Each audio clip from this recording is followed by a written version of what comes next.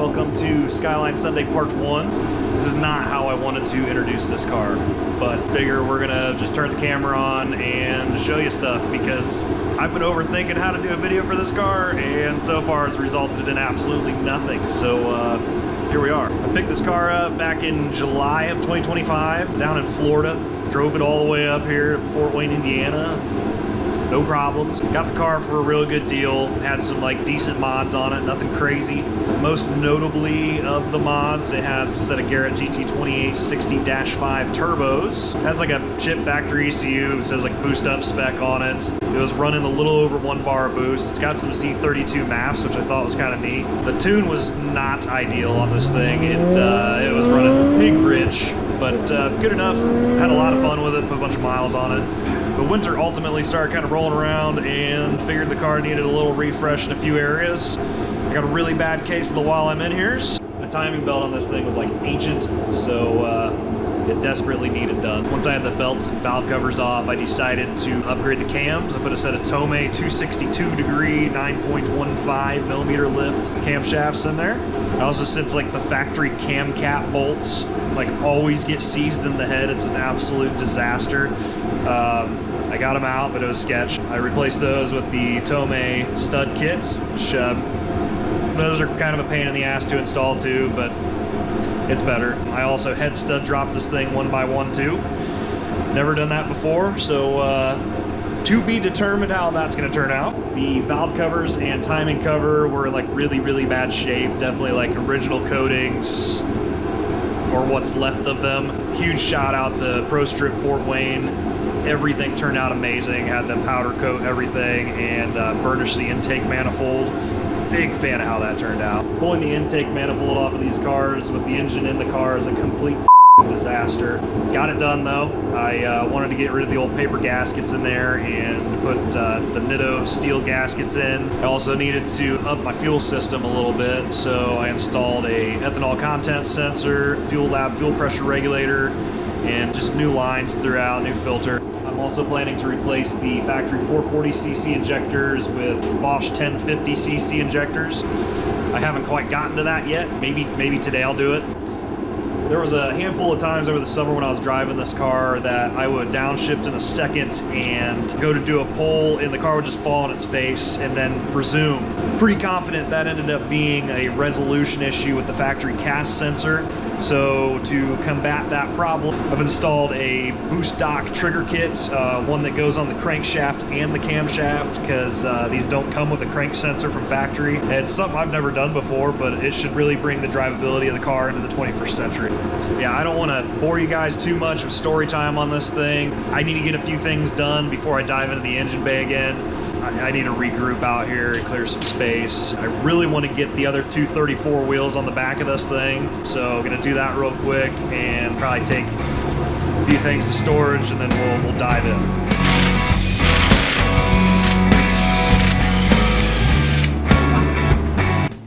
Should note this car came with a set of Meister R coilovers. These things ride freaking great.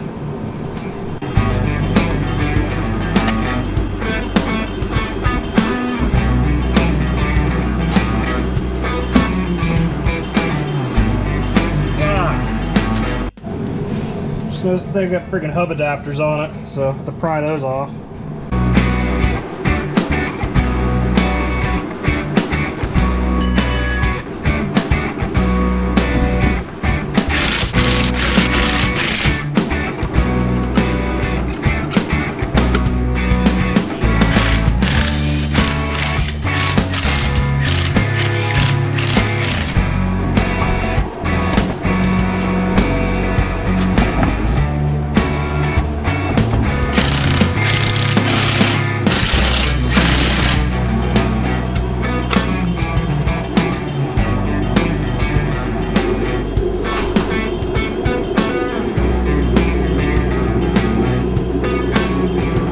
Probably got like 5 or 6 inches of snow out here today, which is fun. Ain't no biggie for the work truck though.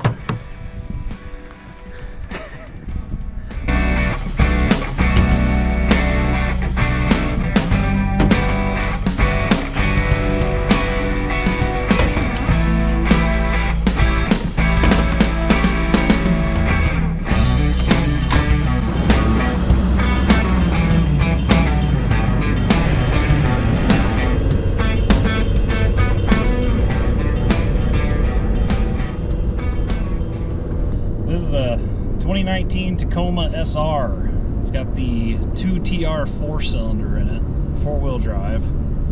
It's a great little work truck. I've had nicer stuff in the past.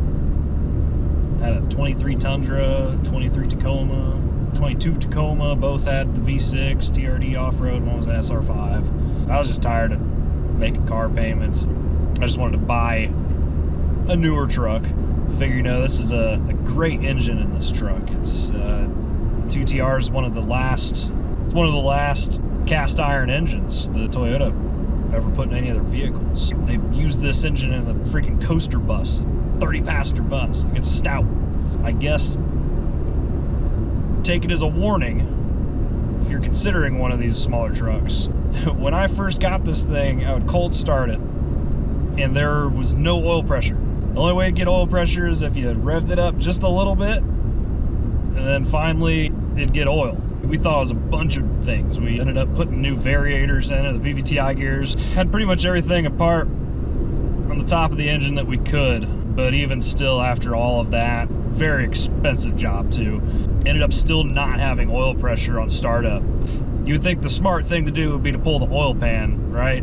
But the front diff sits directly below the oil pan in this truck, so it's very labor intensive to pull the oil pan off. Ended up finding that the O-ring on the pickup tube had a slight split in it, and then when we ordered the new pickup tube, it had a completely redesigned O-ring section on it. There was no service bulletin or any, you know, specific information from Toyota talking about this being a problem, but clearly they knew there was something wrong with that design. So again, this is a 2019. I don't know if they like fixed that in a slightly later model. I did a bunch of research, couldn't find anybody really having this problem, but a lot of money later, got this truck running real well. It's got 117,000 on it. Still pretty clean, except for, you know, it's winter time. I've got my shit everywhere, but it's all right.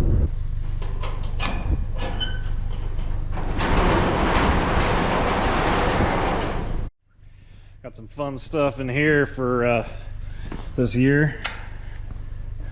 It's my new unit too. It's got electricity. I need to put some better bulbs in here. Yeah, 95 Suzuki Alto works. Got a bunch of stuff coming for that thing. This is my 06 Maserati Grand Sport. It's a pretty fun car. Sounds super good.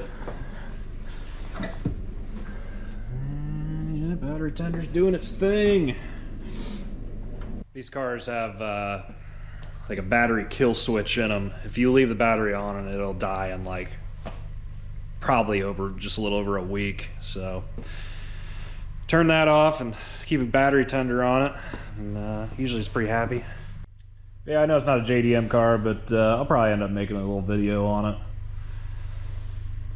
Just a pretty rare bird. I made like 2,600 of these things. This thing's gonna be pretty crazy. I got a lot of good parts coming for it. It's pretty quick as is. This is the 4-wheel drive. 3-cylinder turbo, K6A, it's a timing chain motor. I'll do some motocross with it this year. Anyways, let's get these tires in.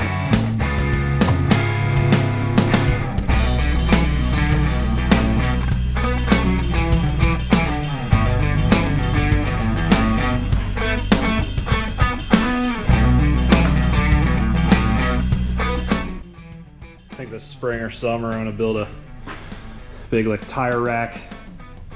Got one of my other units, but it is completely full. So yeah, time to make this place like home. Shut this place down and get back to it. Good night, cars. All right, back in the garage now. Need to do a few little things here before I put the fuel injectors in. First little thing I want to try and knock out is install this idle air control valve back on the car. I was just waiting on a gasket for it. Got that here now. So 4 bolts and stupid hose clamp connector, nice and easy. Another annoying little thing I want to do, maybe after we install that, because that idle air control valve, it goes way down in there. I'll show you here in a second, but So, bought the radium dual catch can for this car, and per the instructions, it wants you to utilize both of these bolt holes right here. Obviously, you can see there's one missing. I think because I have a carbon hood on this car, it sits a little lower than like the factory hood does. So if I have this in the specified spot there, this fitting sits up too high and hits the hood and it doesn't close. Of course, I didn't anticipate that at first, so I had all my fuel lines made with in mind this being mounted here instead of down here, but this was the only other available bolt hole. I know it's not the most ideal spot, but hey, it works. So as a result, my fuel line that I made on the bottom of the regulator is actually a little short, so this sits at an angle, and that's just kind of bothers me. It could work that way, but I think I'm gonna remake that line. That is assuming Trey doesn't still have my fuel line at his house. So we're gonna need this guy, this guy. I always label everything. Put it in order, stack it up. That way when you're putting it back together, you're going back in order. Everything's where it should be. For this, we're only gonna need these long boys.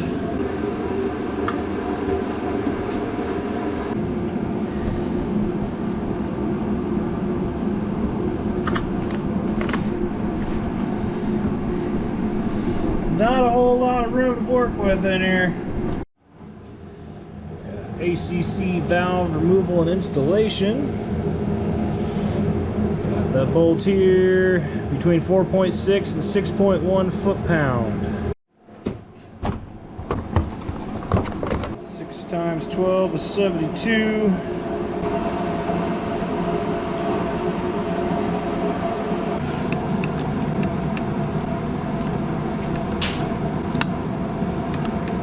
Now those are all torqued. We just gotta fight our hose clamp back into position. There we go. And we just need our little electrical connector here. There we go. So now that the ACC valve is in place, I'm probably just gonna go ahead and install the fuel injectors and the fuel rail. I'll end up remaking that fuel line to the regulator at a later date. I think my buddy still has my spool of fuel line, so we'll get to that later. Try and get some of this stuff up and out of the way, just so it is not in my way. So here we have our factory fuel rail. These are the factory 440cc low-Z fuel injectors. I've already pulled out the resistor pack. Thing's giant, but won't be needing that anymore. Replace that with this clean injection delete plug. Still going to be utilizing the factory fuel rail here. As I mentioned, I put in a Fuel Lab manual fuel pressure regulator, and I've bypassed the factory one here. We'll be replacing the factory injectors with these Bosch 1050cc injectors, which will be plenty large enough to run a decent amount of E85 through this car. It's kind of nice of them. Already came with O-rings on there and an extra set. That might come in handy at some point. So these Bosch injectors, the electrical clip will not work on the factory harness. So they've also included these adapters to make things nice and easy. So everybody has their own processes. I'm going to install these injectors into the rail and then place them in the car at that point. Always be sure your O-rings are all lubed up before you start putting everything together. Last thing you want is a fuel leak out of your rail. Pretty sketchy stuff. I normally would use like petroleum jelly for that, but some absolute freak came in here and must have stolen it out of my garage. So we got a little motor oil. I'm just gonna dab on and send these things home.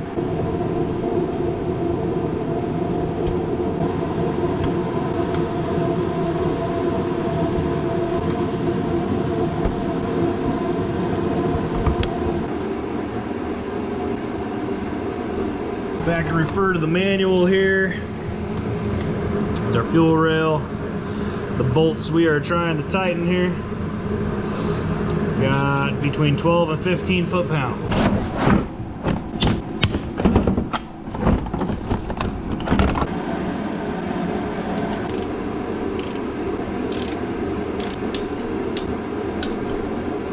Alright, just like that, the rail and injectors are in.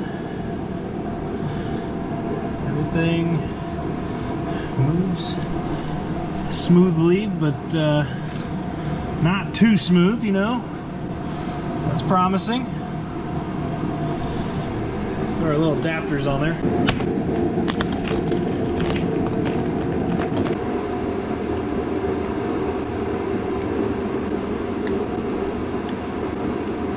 Little things like that are pretty exciting. It just makes it look more and more like an engine. I could at this point install my fuel lines, but I'm tempted to hold off until I get my fuel lines back from my buddy, because when I move this, it could change some lengths and I could want to do things differently. So I might hold off on the fuel lines for right now. I'm thinking too, like I could put this harness all back in place and connect the injectors permanently, but then the valve covers still need to go back on. Can't wait to hear this thing. It's gonna be so awesome. We'll put the blanket back on for now. There's probably a lot of other stuff I could get done on this car today, but I got a few things I need to take care of outside of here, so I'm gonna call it a wrap for now. Happy with what I got done, and we'll pick it up next week. Thanks.